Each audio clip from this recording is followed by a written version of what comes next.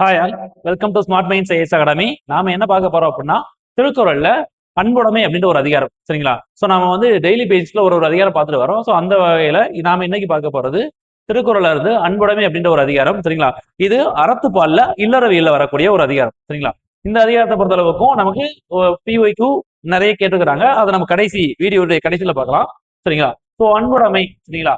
அன்பிற்கும் உண்டோ அடைக்கும் தாள் ஆர்வலர் புன்கணீர் பூசல் தரும். அன்பிற்கும் உண்டோ அடைக்கும் தாள் ஆர்வலர் புன்கணீர் பூசல் தரும். அப்ப என்ன சொல்ல வர்றாரு திருவள்ளுவர்? அன்பு என்பது மூடி வைக்கலாம் முடியாது. அது வெளிப்படையா வெளியே தெரிஞ்சிருக்கும். எல்லாருக்கும் மறைச்சு நீங்க வைக்கவே முடியாது. நீங்க யாரு மேல அதிக அன்பு செலுத்துறீங்களோ அவர்களை இக்கட்டான சூழ்நிலையில் பார்க்கும் பொழுது அது கண்ணீராக வெளிப்பட்டு விடும். சரிங்களா? அப்போ அன்புக்கு அடைத்து வைக்கக்கூடிய தாள் அப்படின்னு எதுவும் கிடையாது. அது மறைச்சும் வைக்க முடியாது. சரிங்களா? அன்புடையவரின் சிறு கண்ணீர் வந்ததுன்னா நமக்கும் அது கண்ணீர் அந்த அன்பு அவர்கள் மேல எவ்வளவு வச்சிருக்கோம் அப்படின்றத காட்டி கொடுத்துரும். சரிங்களா? சோ அன்பிற்கும் உண்டோ அடைக்கும் தாள் ஆர்வலர் புன்கணீர் பூசல் தரும். சரிங்களா? அடுத்தது திருக்குறள் போயிடலாமா? இங்கிலீஷ் மீடியம் ஸ்டூடெண்ட்ஸ் நாம டிரான்ஸ்லேஷன் கொடுத்துருக்கோம். அதை ஃபாலோ பண்ணுங்க. நம்ம வீடியோக்கு கீழே டிஸ்கிரிப்ஷன் பாக்ஸ்ல நம்ம என்ன பண்ணிருப்போம், இதனுடைய பிடிஎஃப் கொடுத்துருப்போம். நீங்க டவுன்லோட் பண்ணி இங்கிலீஷ் இது பண்ணிக்கலாம். சரிங்களா? ஏன் நம்ம இங்கிலீஷ்ல கொடுத்துருக்குறோம்? ஏன்னா சில நேரங்கள்ல தங்கிலீஷ்லயும் கொஸ்டின்ல சில நேரங்களில் கொடுக்குறான், சில நேரங்களில் மீனிங் எடுத்துக்கிட்டு டிரான்ஸ்லேஷன் கொடுக்குறாங்க. அதனால நாம அதனுடைய மீனிங்க்கு தகுந்த மாதிரி டிரான்ஸ்லேஷன் கொடுத்துருக்கோம். ஓகேவா? ஸோ நாம அடுத்து பார்க்க போறது பாத்தீங்க அப்படின்னா, அன்பிலால் எல்லாம் தமக்குரியர். சரிங்களா? அன்பிலார் எல்லாம் தமக்குரியர் அன்புடையார் என்பும் உரியர் பிறர்க்கு. சரிங்களா? அன்பிலார் எல்லாம் தமக்குரியர் அன்புடையார் என்பும் உரியர் பிறர்க்கு. அப்ப அன்பிலார் அப்படின்றவங்க, அன்பு இல்லாதவங்க அப்படின்றவங்க என்ன பண்ணுவாங்க? அன்பு இல்லாதவர்கள் செல்ஃபிஷா, சுயநலமா, எல்லாமே எனக்கு தான் அப்படின்னு இருப்பாங்க. பட் அன்பு உடையவர்கள் என்ன பண்ணுவாங்க? என்பும் உரியர் பிறருக்கு. என் உயிரை கூட எடுத்துக்கப்பா, என் உடமையை எடுத்துக்கப்பா அப்படின்ற மாதிரி என்பும் உரியர் பிறருக்கு அப்படின்னு மாதிரி. அன்பு இல்லாதவர் எல்லா பொருட்களையும் தமக்கே உரிமையாக கொண்டு வாழ்வார். அன்பு உடையவர் தம் உடமையும் பிறருக்கு உரிமையாக்கி வாழ்வார். சரியா? அவங்க தான் அன்பு உள்ளவர்கள். ஸோ அன்பிலார் எல்லாம் தமக்குரியர் அன்புடையர் என்பும் உரியர் பிறருக்கு அப்படின்னு திருவள்ளுவர் சொல்ல வர்றாரு. அடுத்த திருக்குறள் போலாம். ஸோ அடுத்த திருக்குறள் பொறுத்தளவுக்கும் அன்போடு ஏய்ந்த வழக்கென்ப ஆறுயிருக்கு என்போடு இயைந்த தொடர்பு. சரிங்களா? அன்போடு இயைந்த வழக்கென்ப, அன்போடு இயைந்த வழக்கென்ப ஆறுயிருக்கு என்போடு இயைந்த தொடர்பு அப்படின்றாரு. சரிங்களா? சோ அப்ப என்ன வாழ்க்கையில அன்பு அப்படின்றது ஒண்ணு இருக்குல்ல, அது எதுக்காக நம்ம வாழ்க்கையில அன்போட வாழணும்? வாழ்க்கையில அன்போட வாழ்றதுக்காகத்தான் இந்த உயிரையும் உடலையுமே பொருத்தமா கொடுத்துருக்காங்க அப்படின்னு சொல்லிட்டு சான்றோர்கள் சொல்றாங்க அப்படின்றாரு திருவள்ளுவர். சரிங்களா? அதாவது என்ன என்ன சொல்ல வர்றாரு? ரொம்ப சிம்பிளா, அருமையான உயிருக்கு உடம்போடு பொருந்திய தொடர்பானது. இந்த உடம்பும் உயிரும் பொருந்தி ஒரு வாழ்க்கை வாழ்றேன், அந்த வாழ்க்கையே அன்போடு வாழ்வதற்கு தான், அதுதான் பொருத்தமானது அப்படின்றாரு திருவள்ளுவர். சரிங்களா? நம்ம அடுத்த திருக்குறள் பார்த்துடலாம். அன்பு ஈனும் ஆர்வமுடைமை அது ஈனும் நண்பண்ணும் நாடா சிறப்பு. சரிங்களா? அன்பு ஈனும் ஆர்வமுடைமை. சரிங்களா? அப்போ அன்பு என்ன பண்ணும்? அடுத்தவர்களிடத்தில் விருப்பத்தோடு வாழ்றதற்கான தகுதிகளை கொடுக்கும். சரிங்களா? நாம மற்றவர்களோடு விருப்பத்தோடு உறவு கொண்டாடி வாழ்றதற்கும், அவர்கள் நம்மோடு விருப்பத்தோடு உறவு கொண்டாடி வாழ்றதற்கும், நம்மளை சுற்றி நல்ல நட்பு வட்டாரத்தை அது கொண்டு வருவதற்கும் மிகச்சிறந்த தகுதியாக எது இருக்கும்? அன்பு இருக்கும். அன்பு ஈனும் ஆர்வமுடைமை அது ஈனும் நண்பன்னும் நாடா சிறப்பு. அன்பு பிறரிடம் விருப்பமுடையவராக வாழும் தன்மையை தரும். அது எல்லாரிடத்தும் நட்பு என்று சொல்லப்படும் அளவற்ற சிறப்பை தரும். சோ நாம வாழ்க்கையில ஒரு பிடிப்பு மக்க மனுஷங்களோட சேர்ந்து வாழக்கூடிய ஒரு விஷயம் இருக்கு இல்லையா, அது அந்த அன்பு தான் உருவாக்கி கொடுக்கும். அதே நேரத்துல மிகச்சிறந்த நட்பு வட்டாரத்தையும் அந்த அன்பு தான் நமக்கு பெற்றுத்தரும். சரிங்களா? அடுத்த திருக்குறள் பார்ப்போம். அன்புற்று அமர்ந்த வழக்கென்ப வையகத்து இன்புற்றார் எய்தும் சிறப்பு. சரிங்களா? அன்புற்று அமர்ந்த வழக்கென்ப வையகத்து இன்புற்றார் எய்தும் சிறப்பு. இவ்வுலகத்திலே இன்பம் அடைந்தவர் அடையும் சிறப்பு அவர் அன்புடையவராக பொருந்தி வாழ்ந்த வாழ்க்கையின் பயனே. ஒருத்தர் ரொம்ப இன்பமா வாழ்றான் அப்படின்னா அவன் அன்போடு என்னெல்லாம் செஞ்சானோ அதனால் வந்த பலன் தான் அது அப்படின்றாரு.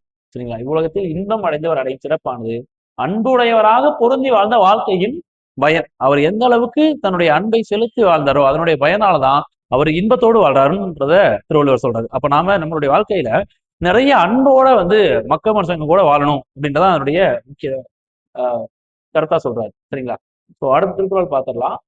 அறத்திற்கே அன்புசார் என்ப அறியார் மற்ற மரத்திற்கும் அக்தே துணை. சரிங்களா? அறத்திற்கே அன்புசார் என்ப அறியார் மரத்திற்கும் அக்தே துணை. அதாவது என்ன, அறம் செய்வதற்கு மட்டுமே அன்பு சரியா வரும், அறம் செய்வதற்கு மட்டுமே அன்பு பொருந்தி போகும் அப்படின்றது இல்லை. அப்படின்னு சொல்றவங்க யாரு? அவர்கள் விவரம் அறியாதவர்கள். அப்போ அறத்திற்கு மட்டுமே அன்பு இல்லாம மரத்திற்கும் அது உண்டு. சரிங்களா? வீரமான செயல்களுக்கும் அன்போடு இருக்கிறதா பொருந்தி போகும். அதே மாதிரி அறம் செய்யக்கூடிய நற்காரியங்களுக்கும் அன்போடு இருக்கிறதா பொருந்தி போகும் அப்படின்றாரு. அப்ப அறத்திற்கு மட்டும்தான் அது உண்டு அப்படின்னு நம்ம சொல்லிட முடியாது. சரிங்களா? அறத்திற்கு மட்டுமே அன்பு துணையாகும் என்று கூறுவோர் அறியாதவர், விவரம் அறியாதவர். மரத்திற்கும் கூட அதுவே காரணமாகும். சரிங்களா? சோ இதுதான் திருவள்ளுவர் சொல்ல வராரு. அதுக்கப்புறம் பார்த்தோம் அப்படின்னா, என்பில் அதனை வெயில் போல காயுமே அன்பில் அதனை அறம். சரிங்களா? என்பில் அதனை வெயில் போல காயுமே அன்பில் அதனை அறம். எலும்பில்லாத புழு பூச்சிகளை வெயில் காய்ந்து வருத்துவது போல அன்பில்லாதவனை அறமானது காய்ந்து வச்சு. சரிங்களா? சோ சின்ன சின்ன புழு பூச்சிகள்லாம் வெயில்கள்ல எந்த அளவுக்கு வந்து வாடி கசங்கி வருந்துமோ அது போல அன்பில்லாத மக்களும் அப்படிதான் இருப்பாங்க அப்படின்னு சொல்றாரு. சோ அன்பில்லாதவனை அறமானது அது போல வாடி வதங்க செய்யும். சரிங்களா? அப்போ நம்மளுடைய வாழ்க்கையில அறம் எந்த அளவுக்கு வந்து செயல்படும் அப்படின்னா நாம எந்த அளவுக்கு மற்றவர்களோடு அன்பு செலுத்தி வாழ்றோமோ அதை பொறுத்துதான். சரிங்களா? சோ எலும்பில்லாத புழு பூச்சிகளை எந்த அளவுக்கு வந்து அந்த வெயில் வாட்டி வதக்குமோ அது போல அன்பில்லாதவரை அறமானது காய்ந்து வருந்த செய்யும். சரிங்களா? என்பில் அதனை வெயில் போல காயுமே அன்பில் அதனை அறம் அப்படின்றது திருவள்ளுவருடைய கூற்றா இருக்குது. அடுத்து அன்பகத்தில்லா உயிர் வாழ்க்கை வன்பார்கண் வற்றல் மரம் தளித்தற்று. சரிங்களா? அன்பகத்தில்லா உயிர் வாழ்க்கை வன்பார்கண் வற்றல் மரம் தளித்தற்று. அன்பகத்தில்லா உயிர் வாழ்க்கை, அன்பகத்தில்லா உயிர் வாழ்க்கை. உள்ளத்திலே அன்பு இல்லாதவர்களே இல்வாழ்க்கை. அன்பகத்து இல்லா உயிர் வாழ்க்கை. உள்ளத்தில் அன்பு இல்லாதவர்களின் இல்வாழ்க்கையானது வன்மையான பாலை நிலத்தில் காய்ந்த மரம் தளித்தாற் போல நிலையற்றதாகும். சரிங்களா? அப்போ வன்மையான பாலை நிலத்துல ஒரு மரம் தளிக்கிறது அப்படின்றது வந்து சார் அது ரொம்ப நல்ல விஷயமா? இல்ல. அது என்ன ஆகும்னா அவ்வளோ மிக வன்மையான பாலை நிலத்துல தளிர்விடும் சீக்கிரமா பட்டு போயிடும். அதுதான் சொல்றாரு. உள்ளத்திலே அன்பு இல்லாதவருடைய இல்வாழ்க்கை.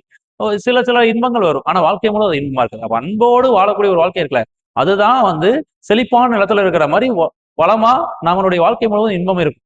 ஆனா உள்ளத்தில் அன்பு இல்லாதவருடைய இல்வாழ்க்கை எப்படி இருக்கும்? பாலை நிலத்தில் இருக்கக்கூடிய ஒரு மரம், சரிங்களா? அது தளிர் விட்டது போன்று 2 நாள் தளிர்விடும், அதுக்கப்புறம் என்ன ஆகும்? அது காஞ்சு போயிடும். சோ அது மாதிரியான ஒரு வாழ்க்கை தான் அன்பகத்தில்லா உயிர் வாழ்க்கை வன்பார்க்கன் வற்றல் மரம் தளிர்த்தற்று அப்படின்னு சொல்ல வர. சரிங்களா? சோ நம்ம அடுத்த திருக்குறள் பார்த்துடலாம். புறத்துறுப்பு எல்லாம் எவன் செய்யும் யாக்கை அகத்துறுப்பு அன்பிலவர்க்கு. புறத்துறப்பு புறத்துறுப்பு எல்லாம் எவன் செய்யும் யாக்கை அகத்துறுப்பு அன்பில் அவருக்கு. சரிங்களா? இப்ப உள்ளத்தின் அகத்து உறுப்பாகிய அன்பு இல்லாதவர்.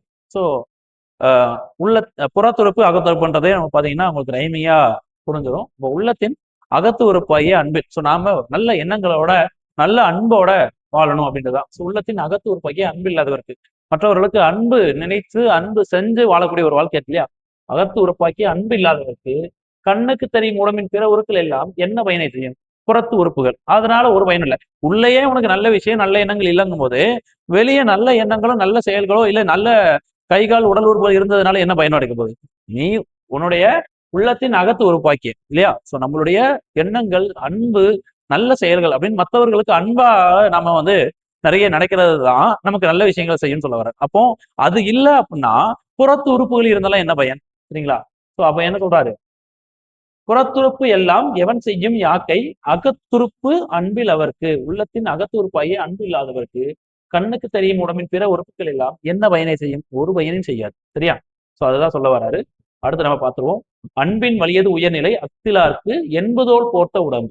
சரிங்களா? அன்பின் வலியது உயர்நிலை அக்தில்லாருக்கு என்பதோல் போர்த்த உடம்பு. அன்பின் வழியில் இயங்கும் உடம்பே உயிர் நின்ற உடம்பாகும். உயிர் இருக்கக்கூடிய உடம்பாகும். அன்பு இல்லாதவருக்கு உள்ள உடம்பு எலும்பை தோல் போத்த வெற்றுடம்பு. என்ன சொல்ல வராரு?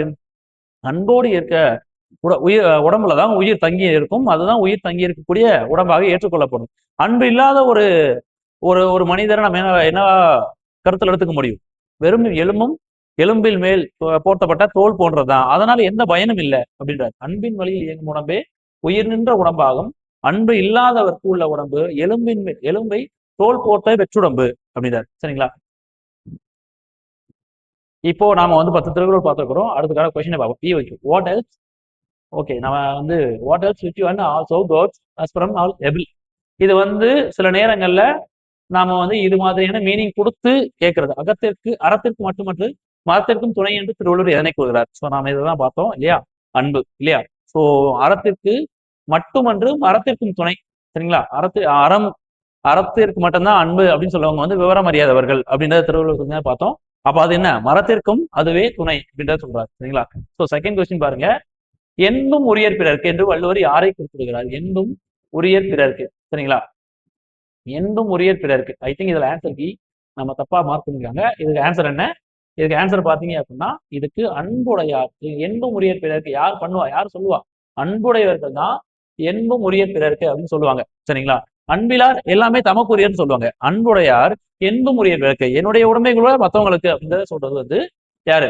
அன்புடையவர்கள் தான் சொல்லுவாங்க. ஓகேவா? அடுத்த கொஸ்டின் பார்த்துடலாம். Arrange the following Thirukkural chapters. So அன்புடைமை, அருளுடைமை, ஒழுக்கமுடைமை, இனியவை கூறல். சரிங்களா? 1 4 3 2. ஸோ எல்லா விதமான இது இது சில நேரங்கள்ல இதெல்லாம் கேட்டுக்கிறாங்க. அதிகாரத்துடைய நம்பர், அதிகாரத்தை வரிசைப்படுத்துறது. சரிங்களா? நாம இதையும் ஃபாலோ பண்ணிக்கணும். திருக்குறள் அதிகாரங்களை வரிசைப்படுத்துக. ஸோ ஆன்சர் என்ன? 1 4 3 2. சரிங்களா?